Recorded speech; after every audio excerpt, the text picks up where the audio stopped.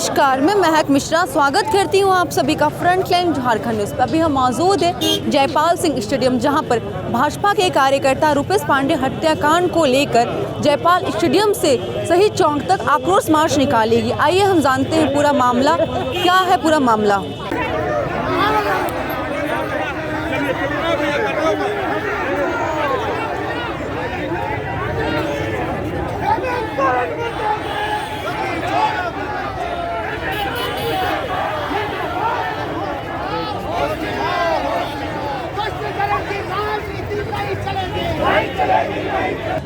कैसे आपने 40 घंटे तक इंटरनेट बंद रखा? हम जब कश्मीर के अंदर जब देश विरोधी जो ऐसे तत्व जो देश को तोड़ना चाहते थे, जब आतंकवादी अटैक करते थे, जब इंटरनेट बंद होता था हंगामा करते थे, बड़ा जोर, इंटरनेट बंद हो गया। आज किसी का भी जवान नहीं खुली। मैं तो रांची से लेकर दिल्ली तक देख रहा हूँ कि कोई मोमबत्ती गैंग सो कॉल्ड जो बुद्धिजीवी हैं, सो कॉल्ड इंटेलेक्चुअल हैं, किसी ने अवार्ड वापसी नहीं की। क्या एक निरीह बच्चा मारा गया इसलिए? उसमें भी आप जात धर्म देखोगे?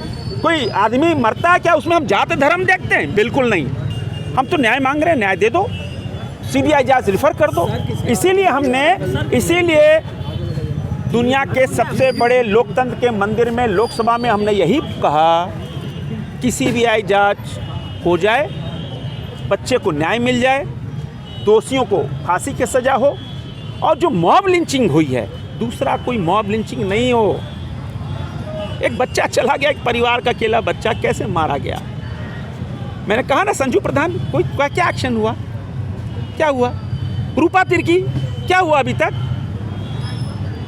रूपा तिर्की पे न्याय मिला क्या? संदेहास्पद मौत हमारी गठांची की बेटी थी, मेरे घर के बगल की थी, क्या न्याय मिला?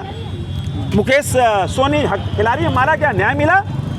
क्या हम न्याय की आपसे आशा रखें? क्या प्रशासन क्यों फेलियर साबित हो रहा है? क्या सरकार का प्रेशर? अरे भाई, लोकतंत्र के सबसे बड़े मंदिर में हमने कह दिया, लोकतंत्र के सबसे बड़े मंदिर लोकसभा में हमने कह दिया, और सड़क से सदन तक हम न्याय मांगेंगे।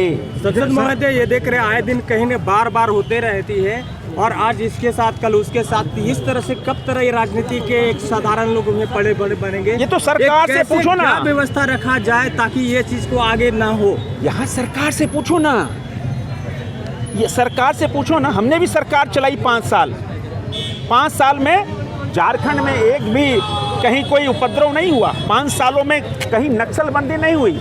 हमने वो भी समय देखा, 12 बजे 1 बजे रात में यहाँ से लिट्टीपाड़ा, साहिबगंज, चाहे पांकी, गढ़वा, हम 12 बजे 1 बजे रात में जाते थे। आज अभी 7 बजे आप खूंटी जा सकते हो क्या? 7 बजे आप सिमडेगा जा सकते हो क्या? लिट्टीपाड़ा और साहिबगंज तो छोड़ दो।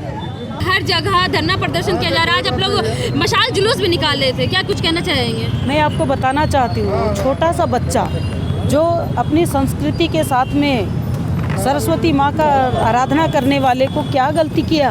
पूजा करना गलती है क्या कि मॉब लिंचिंग जैसे घटना होगी? ये राज्य में लॉ एंड ऑर्डर समाप्त हो चुका है।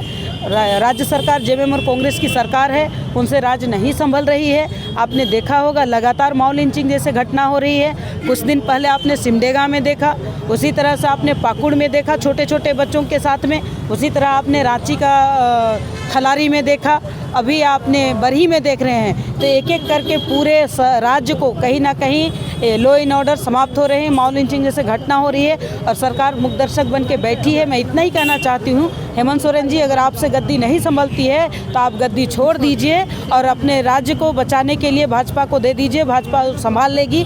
और जब तक आप इन लोगों का न्याय नहीं करेंगे, भारतीय जनता पार्टी सड़क से लेकर सदन तक आंदोलन करेगी। सरकार ने मॉब लिंचिंग के लिए कानून लाया है। अगर मॉब लिंचिंग भी अगर धर्म देख करके होगा तो ये ठीक नहीं है इस सरकार के लिए।